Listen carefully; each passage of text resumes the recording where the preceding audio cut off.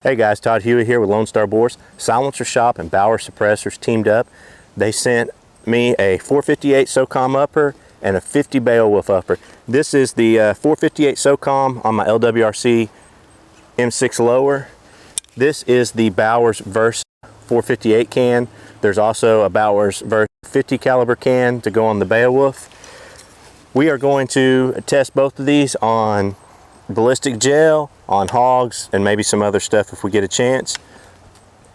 We have 500 grain Subsonic here for the 458, and then we have a variety of 325 grain Supersonic ammunition to try out, so should be very interesting.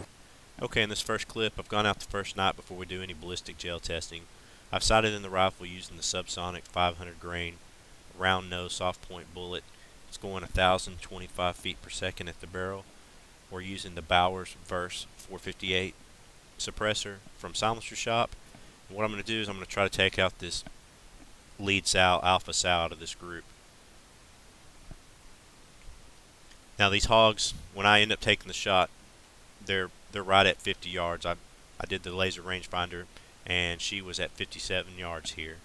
I go for my typical shot, which is center neck, just in front of the shoulder, and the shot hits true.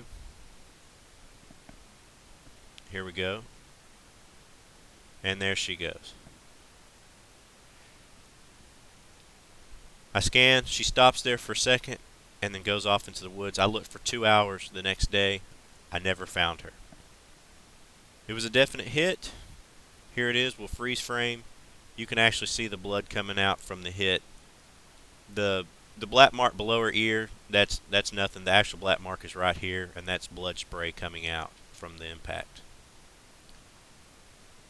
Here we'll play it in slow motion, just so you can see one more time.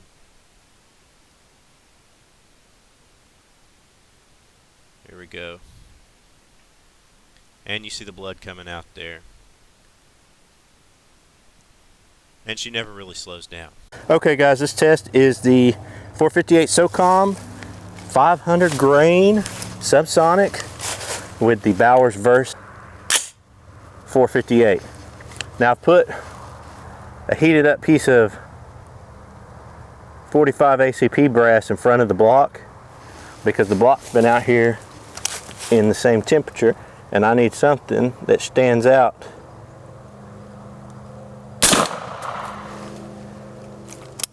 See what it did? Okay, that was at normal speed. Here's slow motion. You see there is a very small temporary wound channel. Hardly any movement to the block. I mean, here in slow motion you can see some movement, but you saw it in normal speed. It didn't even move. I mean, I couldn't even tell it moved by shooting it. Here's the permanent wound channel. It's basically a 458 size hole that goes through all blocks. It did penetrate both blocks, had good penetration. We did not recover the bullet, but very little damage other than that. It just poked a hole through it. Again, this is 500 grain Subsonic. Next, we're going to show you what the 325 grain Hornady FTX going 1,725 feet per second at the muzzle does. Again, we're shooting these into the ClearBallistics gel from ClearBallistics.com. They're our newest sponsor. If you look into the description, you can see their link and a code to get a discount. There it is in high speed. And then here's the slow motion. Look at that temporary damage. I mean, tore it up. So this is a much lighter bullet, but going 1,725 feet per second. Look at it. It's still going. Look at that permanent wound channel. I mean, that's a devastating hit. Again, it angled up. We did not recover the bullet. I don't know if it would have stopped in the second block, but it looked like it still had some good momentum going. I don't think we would have. Here's a group of hogs at 40 yards. We're fixing to hit them with the 325 grain bullet. I've gone through a color palettes because I don't know if you can hear it in the background or not. It's raining pretty good. It's a full storm right now, but I believe that you have more detail and more. You can see better with the different color palettes when it's bad weather like this. So normally I use black hot, but in weather like this, I like to use some of the color palettes here. But watch this. We're going to hit this bore with a 325 grain 458 Socom, it's going to knock him completely over.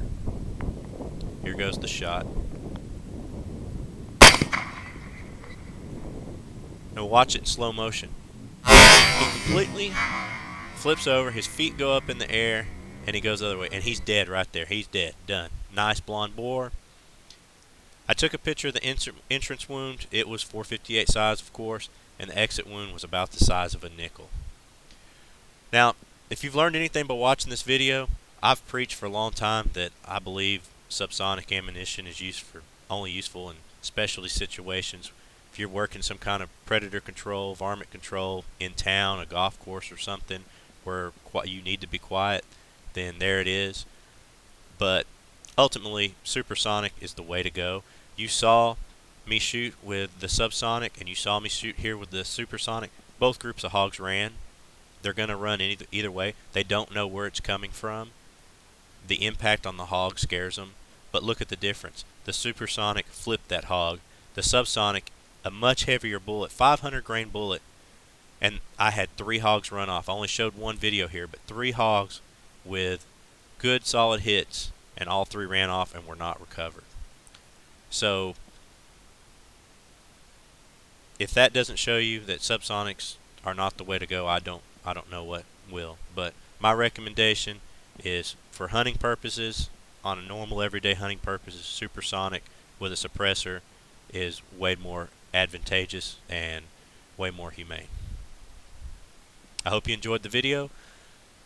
Please comment below, and if you have not, please subscribe to our channel. Thank you.